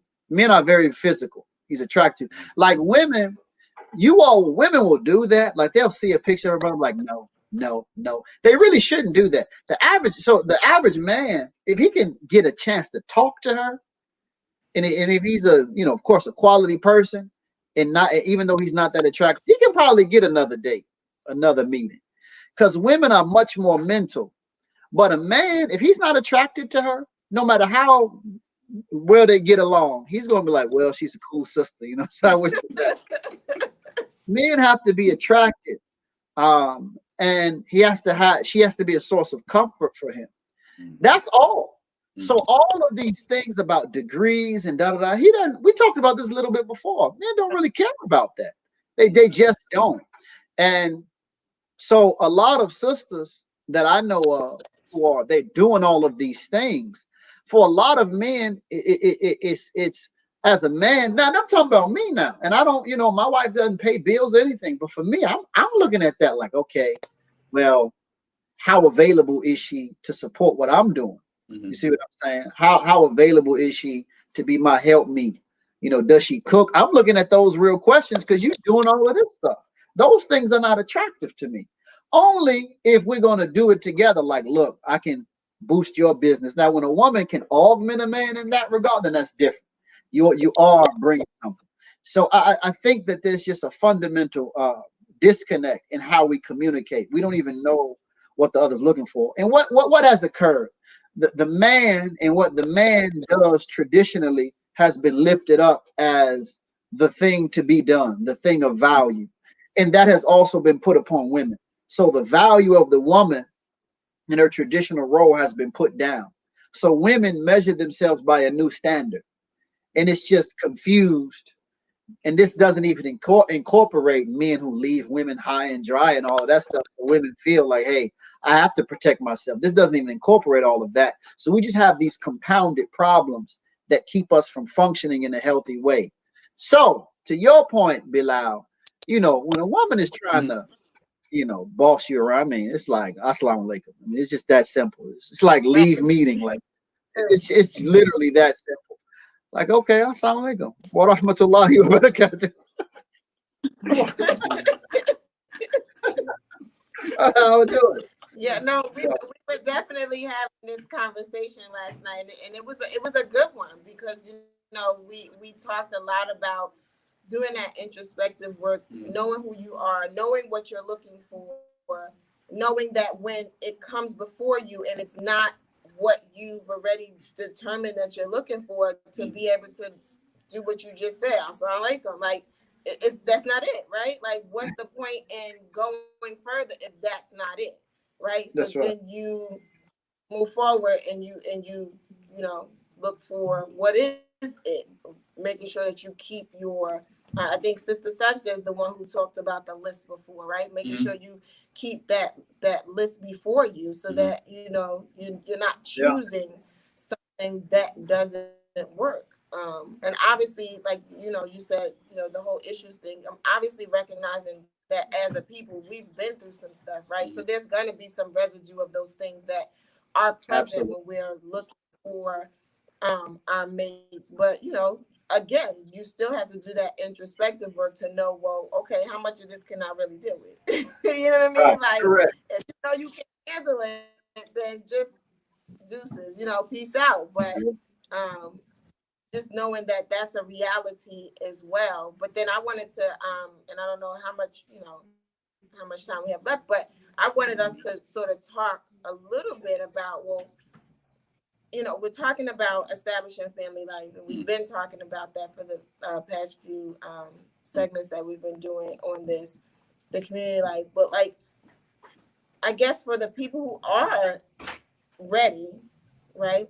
"Quote unquote ready," whatever that means for you, ready for marriage, ready, because that's kind of where our conversation was when we were talking last night. Well, how were those people to come together, right? We're saying we want people to establish families, we want to build community life, but the truth is there's not really anything established in our community for bringing people together. So what's the solution for people? Well, we used to have those. I mean, pre-COVID, even at like the what would you call it? Muslim Journal, the Muslim Journal, Time to Be Grateful. Even at the Mali conference, I think the Mali conference, but there would always be some type of mingle, single mingle thing going on. They've had some here locally. They did have a problem. No men ever shows up to these things. But that's like the issue. The brothers are a no-show. But there's a reason for that. I mean, obviously there has to be some reason for it. So I think for people who are ready, they should just put the word out through their friends and let it be known. That I do experience. People come to me all the time. I mean, of course, I think it's because of my position here, but it's like, man, I'm looking for somebody and we just do the work of trying to find them somebody. So I think it's just that simple. I don't know what the numbers look like where you all are on the East Coast. Here, there are a lot of young sisters who are single. There are a lot of them. There's some brothers too. The brothers, I think, are a little bit behind schedule, though, to be honest. Some of them are good brothers. You see, like Nail, he was down here. You see, Nail got snatched up. Those good brothers, they don't stay on the. They don't. Yeah, he got snatched up. They don't stay on the market too quick. But I do. There is still a good number of sisters I'm aware of. It's more so sisters that come to us more than brothers. I know what to call. I know who to dial. For the sisters. Yeah, I mean, I know I can dial your phone, right? Oh yeah, most definitely. I push that hard, man. Look, I'm for marriage, man. If we can't do anything else, if we can all go to our graves married, if we'd achieve something, right? We can reverse this thing. So we really would have, because we would have a generation coming after us that know what family looks like, which is the beginning. But for a lot of us, we don't know. We don't know what family looks like.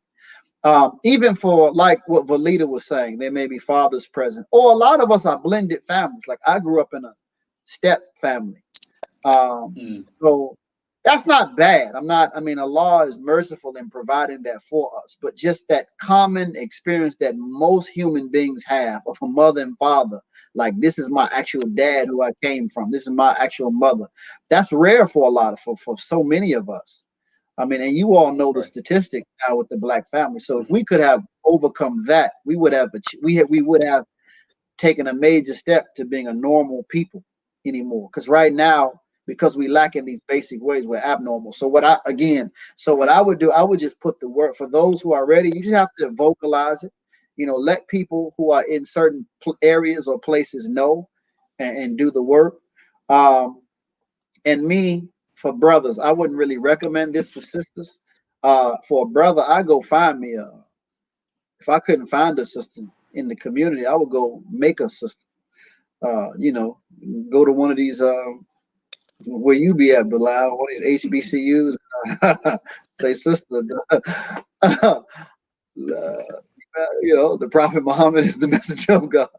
Yeah, you got. You say convert? Huh? Last night too. It's like you were at the table with us or something, because we had all of this, everything you keep bringing up. We had this whole set of conversations. So that's crazy. That's man. what that same issue.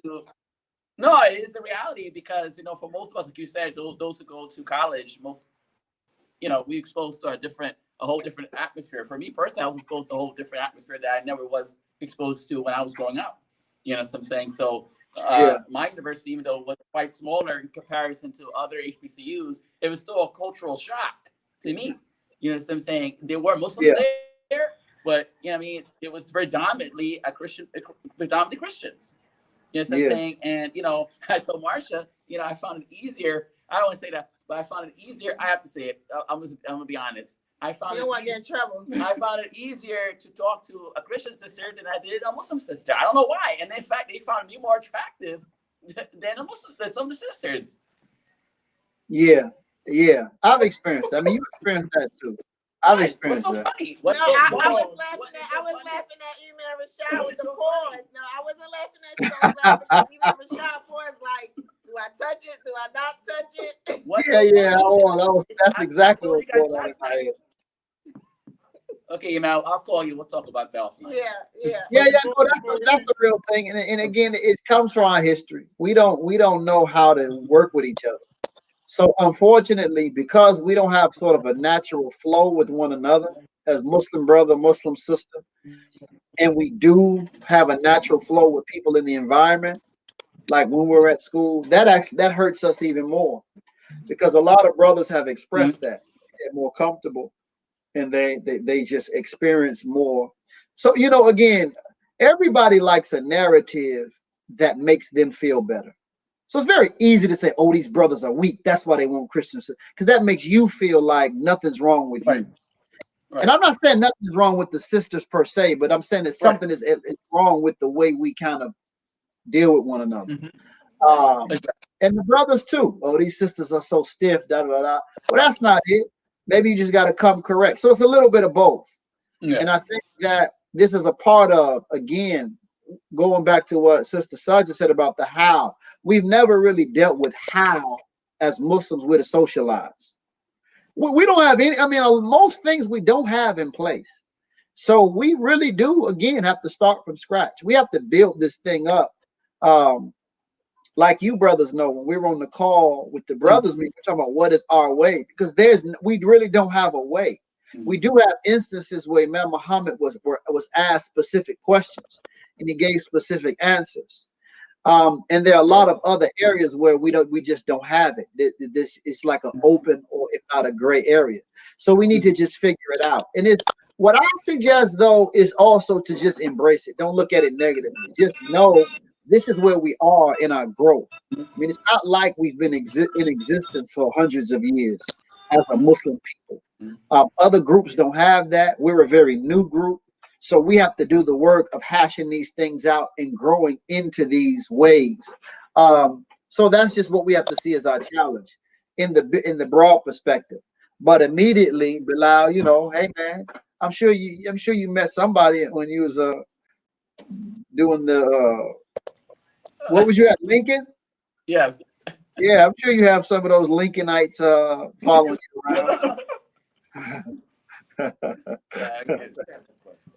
Before we close, Brother Imam, we did have one of our pioneers here, native Yorker.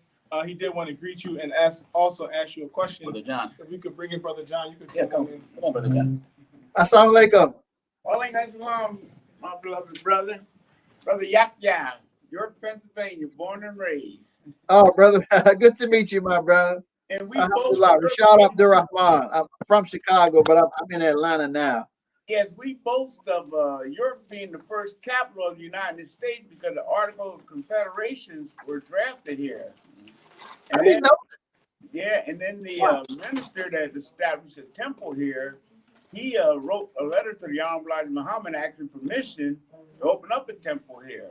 Yes, sir. And the Honorable Elijah Muhammad responded with a letter that he had been through Europe a couple times. And said it was a pretty big city, and he gave me permission to open up a temple. So we have a pretty good, good foundation here in York, Pennsylvania. Yes, sir.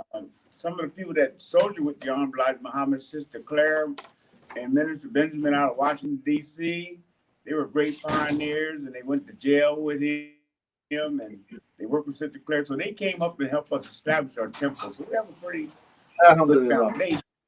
Yes, and then sir. we made the transition. But here's a point that I want to make, and I think it's something that we need to work on as a community. We have our moral standard. We have our teaching, the Quran, the Sunnah. But what I see is lacking in our community is social life. All work and no play. What Jack, a dull boy? Yes, sir. Johnny, I think, yeah. Some type of social life to bring us together, to balance us out. Yes. And that's why I think we have a problem with people getting married and stuff, because we haven't constructed a social life. And Imam Muhammad, he told us we have to have a total life. Mm-hmm. Right. We have to have a total life. Absolutely. And if we don't establish or I think we should work on establishing some kind of social parameters to begin to implement in our masjid in our community, and even that would draw the youth, because they see it all as study, uprightness, rigid, no laughing, and we have to have the total life. I think that would help us as a community, and I just like your opinion on that. Yes. Oh yeah, most definitely. And I think this sort of connects to what Sister Marsha was saying about people who are looking. I think that we do. We need to, uh, again, to your point, just be complete people, be complete human beings. So having social events, gatherings where we're able to just come together. We had an event here with a couple of poets, and it was really nice. And the Imam here, Imam Suleiman Hamid, and I, we were talking about how this is really needed, because you could just see the atmosphere. We utilized the masjid space, but it was like poetry. Some brothers were speaking on the history of Islam in Africa, but they were doing it in a cultural setting, and people were just relaxed. Man, they didn't want to go home. And I agree. I agree 100%. A lot of our young people who got married over the years, they did so through like conventions, young adult conferences. So that type of coming together is very much necessary. It's really, and to connect to what you're saying about the total life, is really an obligation for us as a community. It's an obligation for us to see to it that all of our needs are met. At least we provide. If we don't have a school, we should provide some type of opportunity, be it a movie night or something like that, where our children can get together. They don't have to always come, like you said, and just read, like, that's okay. I mean, that's definitely what they should do, but we should have a movie night for them. We should put it in the budget, buy them some candy. Like we said, Sister Marsha, I know you researching what the budget is, because some of the brothers asked about it as a side note, but for sisters. And the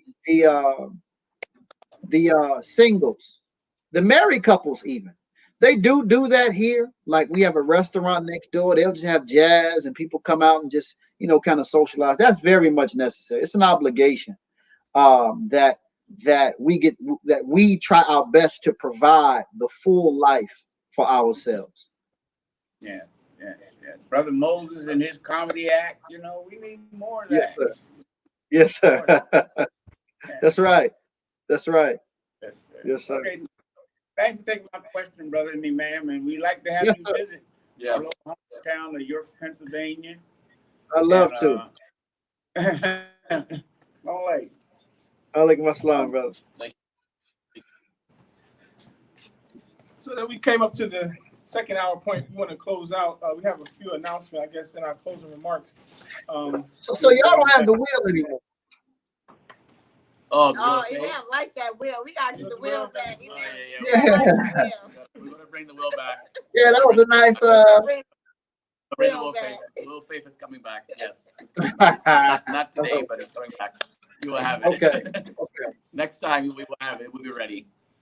Yes, we will do our homework and make sure that we will have that ready, along with the new fresh set of themes that we want to focus on as well, moving towards the rest of the winter, going to the spring, and Ramadan will be here, inshallah, before we know it. So we'll be gearing towards that as well, inshallah. But announcements, Deen? Also starts in service, please. Oh yeah, so the Sisters in Service, we will be having a financial literacy series, and we'll be doing this in conjunction with Industrial Bank.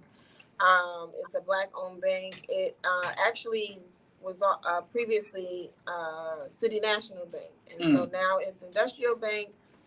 Somewhere along the lines, there was either like a buyout or a merger. But there'll be a series of workshops for the community tailored around financial literacy. And usually with Sisters for Service, we're doing like our Taleems every other month for just the sisters. But this financial literacy series will be for brothers and for sisters, because obviously we want our communities, everyone in our community to have that financial literacy. The first one is on March 15th. Oh, 13th. I can even see the screen from this far away. But March the 13th, and Banking then 101. we'll have another one in April. Budgeting. And then we got May 15th. That's my daughter's 17th birthday. That's and Magic then Credit. We have another one in June, and so Home buying. that one is home buying because Bilal can see with his glasses better than I can see with my 2 eyes because he was just spitting out these titles. But everyone go register. Be a part of that series. I think this is wonderful for us to be able to bring this to our entire community. I know we were meeting with the bank. One of the things that they had said, well, we need at least 10 people to be on the presentation. We were like, 10? Like, sis, we could get you.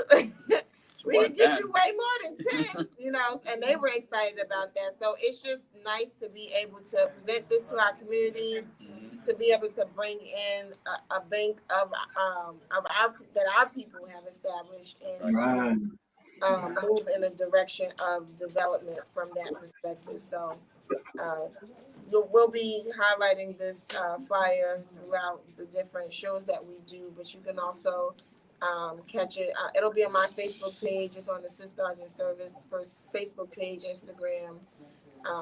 You can go to our Linktree page and register for the event as well. So everything's in the comments. You see the flyer on the screen. You'll see it on our social media as well. So make sure you check that out. Shout out to my Sisters in Service. Yeah, shout out to Sisters in Service. We support them 100%, and we support anything of good that is of good coming from our community and those who of the African 100%. Tariq Teray's book on that topic. I know it's now, but for those who don't have it, you should get it. David's Dollar, written by award-winning poet Tariq Teray. My brother was also a HBCU graduate of Howard University, Bowie State University. And it's illustrated by one of our own, and also from our community, Sister Anika Sabri. That's the one that did this beautiful illustration of David and his father, as you see on the front cover of the book. It's available on the website, daviddollar.com. You can go ahead and go purchase it. You will love your support. It's gathering a lot of support. I'm very proud to say that. Myself, Deen, Sister Marsha, you have the book, right? Absolutely. All three of us have the book. We had the brother on the show 2 times. You know what I mean? And we want to give people like this a platform for them to express the projects that they're working on, so we can support them 100%. So please go support David's Dollar and go ahead and grab it if you have it for your child to add to your collection. Even if you don't have children or your children are older, still buy it. I mean, I still think it's a tool, nevertheless, for to communicate through the culture through written illustration, something that a lot of our youth now are into. Animation and graphic design and different things like this. This could be definitely an inspiring tool for them to be able to grasp the concepts of group economics better. Right, I just wanted to extend that point. Like Bilal said, even if you don't have children, right. You just bought the book and gave it to a young person in your life. Exactly. It's a way for them to be able to see how that dollar is transported through the community. And the benefits that it has as it travels through the community, especially as we talk about keeping our dollars in our community longer. I think it gives a perspective for children to see what that means. I mean, right. When we talk about group economics and we talk about keeping the dollar in our community, when we're talking to children, we sort of talk at this high level that they right. don't connect to. And I feel like this book allows our children to see on a level that they can grasp the benefit of seeing that dollar go throughout the community, that, with people that they are used to seeing every day in the store, in the neighborhood, through local businesses. Oh, and cannot forget our beloved brother before we let you all go, Brother Naeem out of Newark, New Jersey. He has a special project that he's embarking on to create an app that will be like the African American LinkedIn, what we call an Upward network. And basically, he wants to connect African Americans, those who have businesses, those who are already established, and those who have maybe an idea of a business, or those who are, maybe struggling and they need some capital, financial resources, or they need some mentorship in terms of the business world, that they'll be able to connect on this application and have that access to making friends, making connections for business purposes, in order to increase our economic prosperity and economic development. The brother, we put in the comment section below the way you can donate to his campaign. He needs $3,000 to start the development of the app, which is, he's already almost halfway there. He's at $1,235 right now. So we can get him at least the rest of the money. I think that would be great. People can pitch in for our brother to help him at least get the app started, so therefore we can see more of it, and then we can finish completing the rest, so we can pay the app developers, which are African American. He is working with other African American app developers as well to develop this app for us as a community as a whole. So definitely check out the Upward Network as well. Oh, that about does it. So until next time, there's not any more questions. Oh wait, one more. I cannot forget, we call this exhibit that's behind us the Bilalian Night at the Museum. If anyone's seen the Ben Stiller's movie, The Night at the Museum, I try to just, incorporate that word. But the Bilalian Night at the Museum will be coming to a city near you soon. We will have more information about that. Also on our Facebook page we did a live showing of Brother Lester Muhammad's artifacts, and Brother Yahya, who we just met, his artifacts of the Nation of Islam in York and the Nation of Islam totality for the trend from the nation to the transition to the present. So that's on our YouTube channel and on our Facebook page. So please go check it out. And we hope to bring this to other cities for you all to benefit, and for us to basically communicate and meet these brothers and be fellowship, and just not just remember our history, but figure out where we can take from and incorporate those pieces that as vital to our economic, spiritual, and family life development. And to remind ourselves that we have those capabilities. I That's think right. Sometimes we forget that Exactly. just how capable we are. But when we look at people who look just like us and came from our same experience and see what they did with what they had, and that's look right. at our experience now where we are, and the resources that the greater resources we have available to us now, it encourages us to know that we can do that and more. Exactly. That's done. I'm done. It's a wrap. All right, I got the Renaissance. I'll play that one. Play whatever song you want, but New Freedom Pie will be coming back soon. I know people are hungry for New Freedom Pie. I know I am. I know you remember Rashad. That's probably his family wants some more pies. Man. Don't worry. One more time, bro. You want this pie? You heard that it's coming. Don't worry. It's going to come back out. Yeah, I mean, we're going to put it out, and then, we for the home stretch. So don't worry. New Freedom Pie will be back, and, back better than ever. So, alhamdulillah. So until next time, we thank everybody for tuning in to this special early edition of Community Conversations. We appreciate you all for tuning in. Don't forget to subscribe to our YouTube channel, New Freedom Exchange. Like our page, Facebook page, New Freedom Exchange. And we will see you all soon. Peace and blessings. Assalamu alaikum wa rahmatullahi wa barakatuh. Wa alaikum assalam.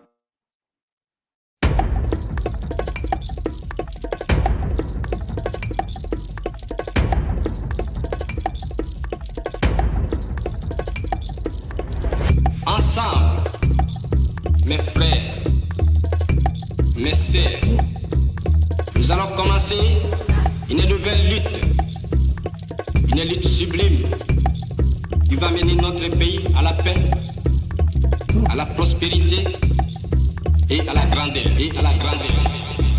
Hey, hey, you out there, they say we all lost our way.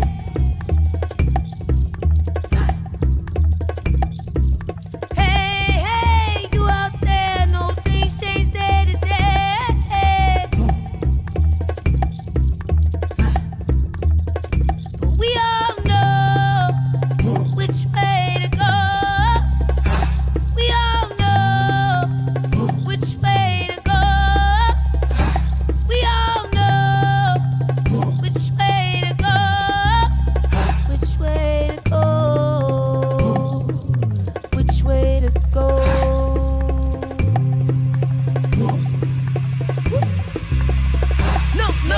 boundary, roadblock, barricade, gunshot, politician, dirty cop, they don't stop us. No boundary, roadblock, barricade, gunshot, politician, dirty cop, they don't stop us. No boundary, roadblock, barricade, gunshot, politician, dirty cop, they don't stop us. No boundary, roadblock, barricade, gunshot, politician, dirty cop, they don't stop us. No.